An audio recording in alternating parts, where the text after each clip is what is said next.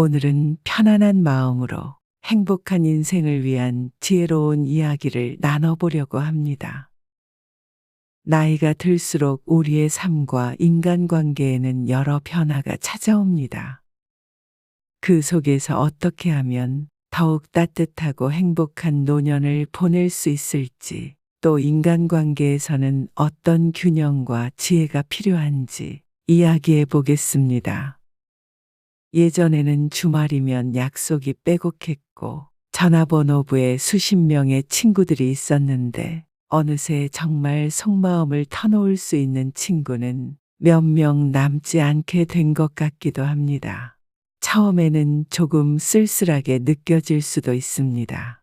하지만 이런 변화는 지극히 자연스러운 삶의 한 과정입니다. 먼저 시간과 에너지의 한계라는 현실적인 이유가 있습니다. 젊을 때는 학교나 직장에서 새로운 사람들을 사귀고 여기저기 어울릴 기회가 많았습니다. 하지만 나이가 들어감에 따라 우리의 역할과 책임이 늘어납니다. 일터에서의 책임감, 가정에서의 역할, 돌봐야 할 가족, 그리고 자신의 건강과 꿈까지 챙기다 보면 하루 24시간이 모자랄 때가 많습니다. 이렇게 인생의 우선순위가 바쁘게 돌아가다 보면 모든 친구 관계에 이전처럼 시간을 쏟기가 어려워집니다. 한 기사에서는 나이가 들수록 우리는 다양한 역할을 수행하게 되고 친구 관계에 투자할 시간과 에너지가 부족해진다고 지적합니다. 우리의 하루 에너지는 한정되어 있는데 젊을 때처럼 매일 친구들을 만나고 챙기기가 현실적으로 버거워지는 거죠. 그렇다고 인간관계의 소중함이 줄어드는 건 아닙니다. 오히려 정말 소중한 관계에 집중하게 된다고 볼 수 있습니다. 나이가 들수록 숫자보다 질이 중요하다는 사실을 깨닫게 됩니다. 예전에는 친구가 많으면 왠지 내가 인기도 많고 성공한 것처럼 느껴지기도 했습니다. 하지만 세월이 지나면서 진정으로 믿고 의지할 수 있는 몇 사람의 가치가 얼마나 큰지 깨닫게 됩니다. 모든 친구가 평생 갈 수는 없고 또 모든 사람이 내 삶에 긍정적인 영향을 주는 것도 아닙니다. 때로는 멀어지는 것이 서로에게 더 좋은 친구 관계도 있습니다. 우리가 인생의 방향을 찾아가며 가치관이 변하다 보면 예전엔 친했지만 이제는 추구하는 것이 달라져 자연스레 소원해지는 친구도 생깁니다. 이건 아주 자연스러운 일입니다. 억지로 모든 관계를 붙잡고 두루 잘 지내려고 애쓰기보다는 서로 다른 길을 걷게 된 친구와는 건강하게 거리를 두고 각자의 삶을 존중해주는 편이 더 낫습니다. 또 한 가지 진정한 친구 관계의 정리는 나 자신을 돌아보고 성장하는 기회가 되기도 합니다.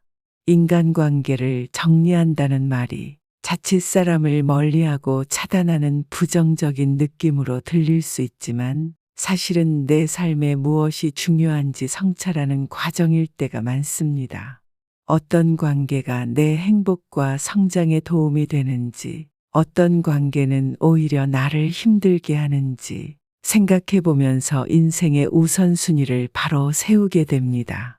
그렇게 보면 관계의 변화는 나 자신이 성숙해지는 과정과 맞물려 있습니다. 새로운 인연을 맞이할 공간을 만들기 위해서도 때론 기존의 관계의 변화가 필요합니다. 모든 인연을 다 붙잡고 놓지 않으려고 하면 정작 지금 내게 다가오는 새로운 좋은 사람들을 만날 여유가 없어질 수 있습니다. 사람은 평생 배우고 변하는 존재이기 때문에 현재 내 삶에 잘 맞는 사람들을 앞으로도 계속 만나게 될 겁니다. 예전에 가깝던 친구와는 거리가 생겼지만 또 다른 인연이 찾아와 마음을 나누게 될 수도 있는 법입니다. 그러니 지나간 인연을 정리하는 건 단절이나 포기가 아니라 더 나은 관계를 위한 여백이라고 생각하게 됩니다. 무엇보다 중요한 것은 지금 내 곁에 남아있는 사람들의 소중함을 깨닫는 것입니다.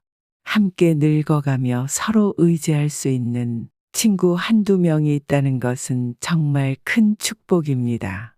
흔히 이런 말도 있죠. 인생에서 진심으로 믿을 수 있는 친구를 3명 만들 수 있다면 성공한 인생이다.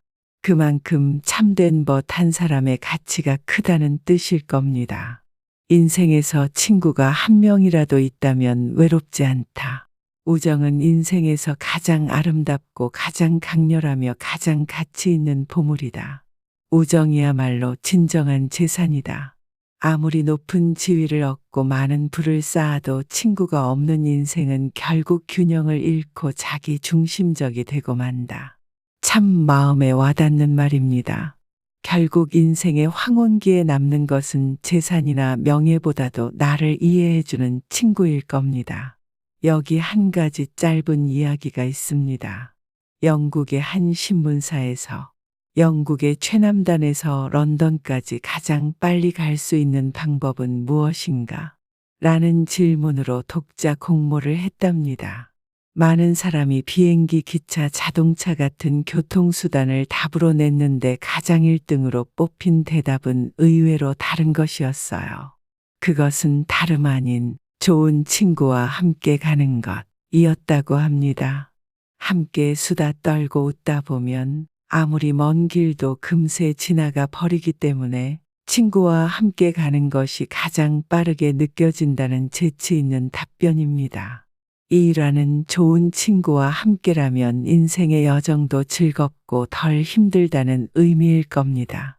나이가 들수록 주변 친구의 수는 자연스레 줄어들지 모르지만 남은 관계는 더욱 깊고 값지게 빛날 수 있습니다. 어쩌면 인생이 우리에게 필요한 사람과 아닌 사람을 가려주는 과정인지도 모릅니다. 그러니 너무 슬퍼하거나 관계 변화를 두려워하지 말고 변화 속에서 새로운 의미를 찾아보기로 해요. 오랜만에 생각난 옛 친구가 있다면 조용히 안부를 전해보는 것도 좋겠죠. 함께 나이 들어가는 친구와의 우정은 다른 어떤 재산과도 바꿀 수 없는 귀한 것이니까요. 그런 친구가 곁에 있다면 깊이 감사하고 또 내가 그런 친구가 되어 줘보는 겁니다. 살아온 세월이 쌓인다는 것은 그만큼 삶의 지혜가 쌓인다는 뜻이기도 합니다. 그런데 많은 분들이 나이 드는 것에 대해 두려움이나 우울함을 느끼곤 해요. 젊음을 잃어간다는 상실감, 신체적인 쇠퇴, 사회에서의 역할 변화 등 분명 노년에 접어들며 맞닥뜨리는 도전들이 있습니다. 하지만 행복한 노후를 보내는 분들을 보면 공통적으로 마음의 자세와 철학이 남다르다는 것을 알 수 있어요. 첫째로 나이를 받아들이는 태도입니다. 나이는 숫자에 불과하다 라는 흔한 말처럼 실제로 마음가짐에 따라 나이의 의미가 달라질 수 있다고 합니다. 미국의 코미디언 조지 번스는 100세까지 장수하면서 이런 유쾌한 명언을 남겼습니다. 나이를 먹는 것은 피할 수 없지만 늙어야 할 필요는 없다. 참 재치 있으면서도 깊은 뜻이죠. 나이는 어쩔 수 없이 먹어가지만 마음까지 늙어버릴 필요는 없다는 겁니다. 실제로도 마음이 청춘인 분들을 보면 70대, 80대에도 눈빛이 초롱초롱하고 새로운 것에 도전하는 열정이 가득합니다. 반면 젊은 사람이어도 마음이 굳어버린 채 의욕 없이 사는 분들도 있죠. 결국 행복한 노년은 나이 그 자체보다 그 나이를 대하는 자세에 달려 있는 것 같아요. 한 유명한 말이 또 있습니다. 20대에는 남들이 나를 어떻게 볼지 신경 쓰고 40대에는 남들의 시선을 신경 쓰지 않고 60대에는 애초에 남들은 나에게 관심이 없었다는 걸 깨닫는다. 는 농담 섞인 인생 철학이죠. 누가 한 말인지는 분분하지만 많은 사람들이 공감하는 내용이에요. 젊을 때는 남의 평가와 시선을 의식하느라 내 행복을 놓치기도 하는데 나이가 들수록 스스로에게 충실해지는 지혜를 얻게 된다는 뜻이겠죠. 남들의 눈치를 보느라 하고 싶은 일을 포기하거나 내 모습 그대로를 숨기고 살았다면 중년 이후에는 이제는 내 삶을 살겠노라 하고 결심하는 분들이 많습니다. 나이가 주는 해방감이랄까요. 남들이 뭐라 하든 내가 좋아하고 가치 있다고 느끼는 것을 하는 용기, 이것이 행복한 노후의 중요한 열쇠입니다. 둘째, 계속 성장하고 배울 수 있다는 믿음입니다.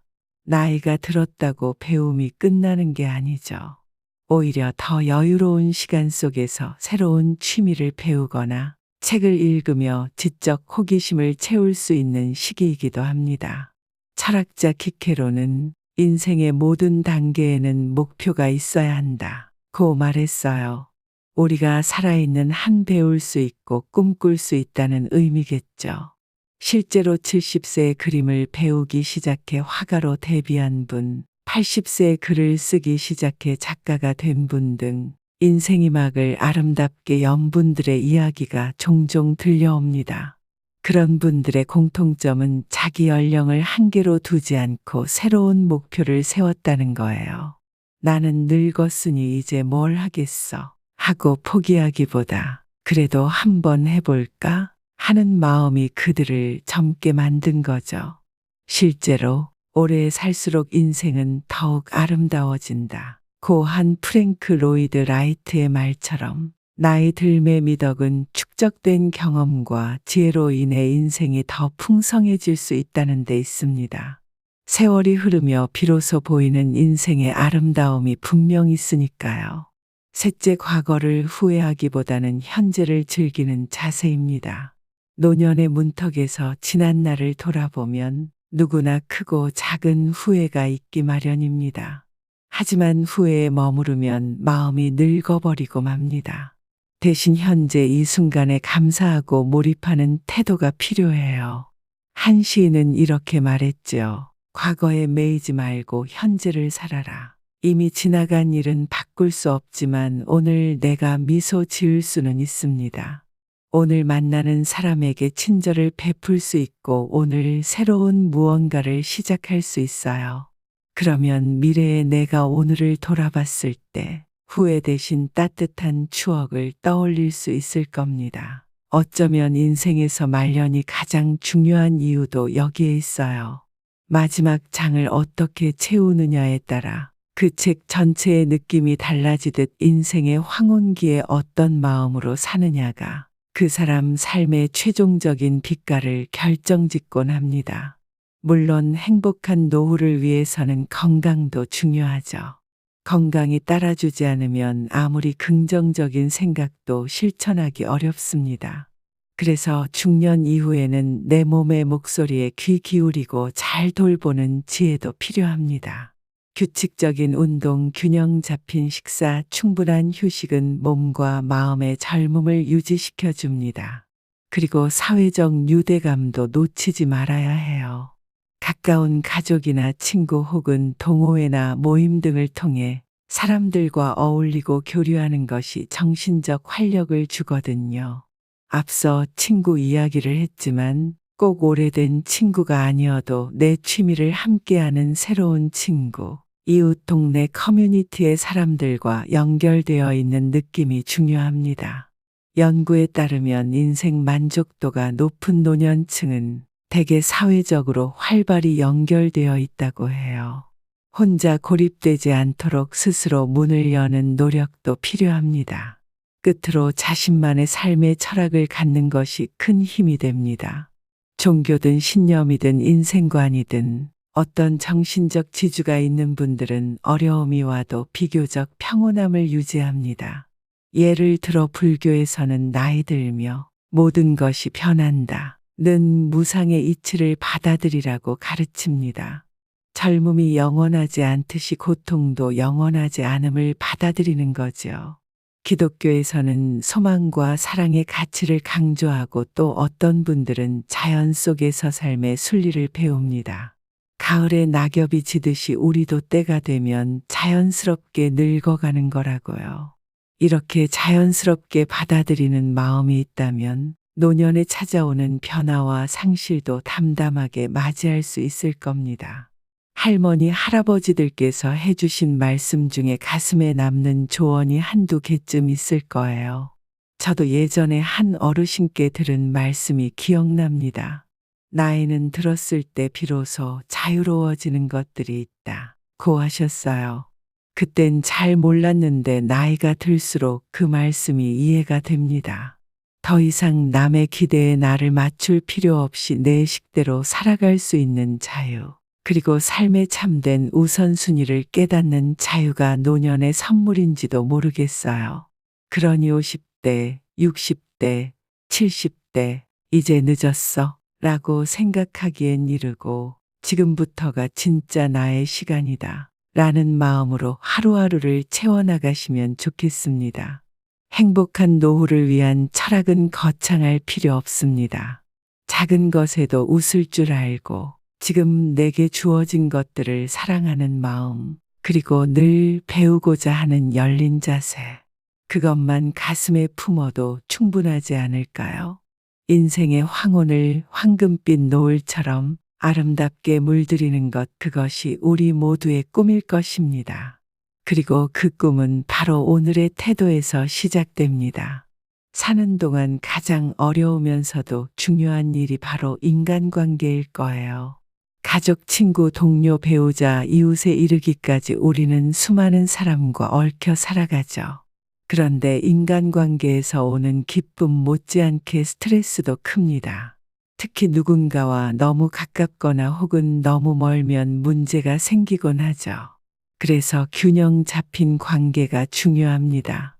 이번에는 인간관계에서 어떻게 균형을 유지할지에 대한 이야기를 나눠볼게요. 균형 잡힌 관계란 한마디로 서로에게 건강한 거리감과 친밀감을 적절히 유지하는 관계라고 할 수 있습니다. 너무 집착하거나 간섭하지도 않고 너무 무관심하거나 소홀하지도 않은 상태죠. 말은 쉽지만 실천은 어렵습니다. 왜냐하면 우리는 사람에게 기대고 싶은 마음과 나를 지키고 싶은 마음 사이에서 끊임없이 줄타기를 해야 하기 때문이죠. 어느 한쪽으로 치우치면 관계에 금이 가기 쉽습니다. 에세이스트 김수연은 균형을 잡지 못한 관계는 무너질 수밖에 없다. 고 했어요. 참 맞는 말입니다. 서로가 평등하게 주고받는 균형, 친함과 예의의 균형, 나와 너의 균형이 깨지면 그 관계는 결국 어려움을 겪게 된다는 뜻이죠. 누군가를 너무 사랑하거나 혹은 관계에 지나치게 헌신하다 보면 자칫 나를 잃어버리게 될 때가 있습니다.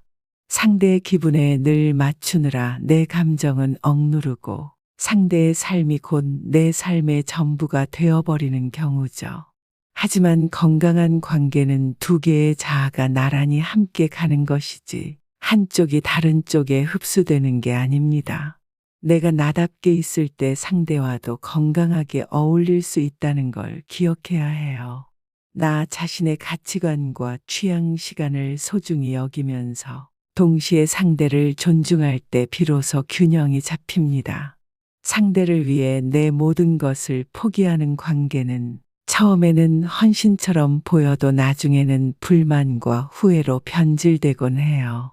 서로가 자신의 삶을 살면서도 함께할 수 있는 지점을 찾는 것, 그것이 중요합니다. 너무 가깝게 붙어 있으면 오히려 상처를 주고받는 경우가 있습니다. 친구든 연인이든 각자의 공간과 시간을 존중하는 게 필수예요. 레바논의 시인 칼릴 지브라는 부부에 대한 글에서 이런 조언을 했습니다. 함께 있으라. 그러나 서로 사이에 공간을 두어라. 그리고 하늘의 바람이 그 사이에서 춤추게 하라. 저는 이 말이 모든 인간관계에도 통한다고 생각합니다. 함께하되 얽매지 않는 것, 서로 사랑하되 자유를 존중하는 것이죠. 부모와 자녀 사이에서도 친구 사이에서도 마찬가지예요. 상대의 영역을 침범하지 않고 지켜봐주는 여유가 필요합니다. 내 가까운 사람이 힘들어할 때 너무 밀착해서 끌어내리려고 하기보다 곁에서 믿어주고 기다려주는 거리가 오히려 힘이 될 때가 많잖아요. 균형을 잡으려면 지속적인 소통이 있어야 합니다. 서로의 경계선을 어디까지 허용하는지 대화로 알아가는 과정이 중요해요. 예를 들어, 나는 혼자만의 시간이 꼭 필요하지만 상대는 끊임없이 같이 있길 원한다면 어느 중간 지점을 찾아야겠죠. 솔직하게 서로의 필요를 이야기하고 조율하지 않으면 한쪽은 답답하고 한쪽은 서운한 불균형이 생깁니다. 내가 어디까지는 괜찮고 어디부터는 불편한지 부드럽게 표현해 보세요. 그리고 상대의 말에도 귀 기울이고 존중해 주는 겁니다. 서로 다름을 인정하고 이해하려는 공감의 노력이 있으면 비록 완벽히 맞출 수 없어도 서로 배려하며 균형점을 찾아갈 수 있습니다. 중요한 것은 말하지 않아도 알겠지가 아니라 말해야 알 수 있다는 사실이에요. 특히 오래된 관계일수록 오해가 쌓이기 쉬운데 때로는 대화를 통한 재정비가 필요합니다. 친밀함에도 건강한 경계가 필요합니다. 아무리 친한 사이라도 지켜야 할 예의와 선이 있어요. 우스갯소리로 친구 사이에 사업하지 말라는 말도 있지만 그만큼 친하다는 이유로 금전 거래나 과도한 부탁을 남발하면 관계가 금가기 쉽다는 뜻일 겁니다. 또 친하다고 해서 마음에 없는 말을 막 한다거나 상처되는 농담을 반복하는 것도 경계가 허물어졌기 때문인데요. 서로 예의를 지키고 기본적인 배려를 놓치지 않는 것이 균형 잡힌 친밀함의 핵심입니다. 가깝다고 함부로 대하지 않고 오히려 더 소중히 대해주는 자세가 관계를 오래 지켜줍니다. 내가 상대의 울타리를 존중하면 나의 울타리도 지킬 수 있다는 걸 기억해요. 인간관계는 주고받음의 균형이기도 합니다. 한쪽이 베풀기만 하고 한쪽이 받기만 하면 언젠가 문제가 터집니다. 물론 시기마다 어느 한쪽이 많이 줄 수도 있고 받을 수도 있지만 장기적으로는 서로에게 의지할 때 의지하고 도와줄 때 도와주는 상호성이 필요해요. 내가 어려울 때 도와준 친구에게 나도 힘이 되어주고 상대가 양보했을 땐 다음엔 내가 양보하고 이런 작은 균형의 교환들이 모여서 관계에 안정감을 줍니다. 친구는 어려울 때 서로 반씩 짐을 나눠지는 존재라는 말도 있죠. 나 혼자 일방적으로 노력해야 유지되는 관계라면 그건 건강한 관계가 아닐 거예요. 함께 균형을 맞추려는 쌍방의 노력이 있을 때 관계는 비로소 편안해집니다.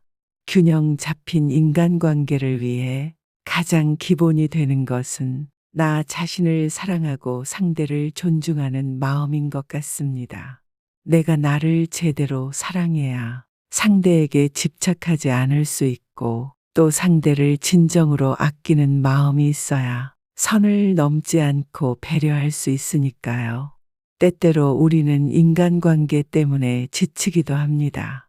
왜 나는 늘 저도 돌아오는 게 없지? 저 사람은 왜 저렇게 나를 힘들게 하지? 하고 속상할 때도 있죠. 그럴 땐 한 걸음 물러서서 거리를 다시 조정해 보세요. 혹시 내가 너무 가까이 붙어서 내 영역을 잃어버리진 않았나? 또는 너무 멀어져서 벽을 쌓고 있는 건 아닌가 돌아보는 거죠. 그리고 작은 변화를 시도해 보는 겁니다. 때로는 용기 내어 아니요 라고 말해 보기도 하고 반대로 고집을 내려놓고 상대 방식에 맞춰보기도 하면서요. 그러면서 어느 지점에서 두 사람이 편안히 만날 수 있는지 찾아가는 거예요. 인간관계의 균형은 완벽히 한 번에 이루어지는 게 아니라 계속해서 조율해가는 과정입니다. 중요한 것은 서로에 대한 애정과 신뢰를 잃지 않는 것이겠지요. 서로 잘 되길 바라는 마음만 분명하다면 때로 부딪혀도 결국 더 단단한 관계로 거듭날 수 있을 겁니다. 몽테뉴라는 철학자가 이런 말을 했습니다. 우리는 서로를 너무 몰라도 안 되지만 너무 알아버려도 안 된다. 참 공감이 갑니다. 너무 모르면 오해가 생기고 다 알아버렸다고 생각하면 존중이 사라지니 항상 적당한 사이를 지키는 지혜가 필요하다는 의미일 겁니다. 우리 모두 사랑하는 사람들과 적당히 따로 또 적당히 함께함으로써 오래도록 행복한 관계 이어가시길 바랍니다. 그럼 이것으로 오늘의 이야기를 마치겠습니다. 함께 해주신 모든 구독자 여러분 고맙습니다. 부디 평안한 밤 되시고 내일 아침엔 한 가지 감사한 마음으로 환하게 하루를 시작하시길 바랍니다. 감사합니다.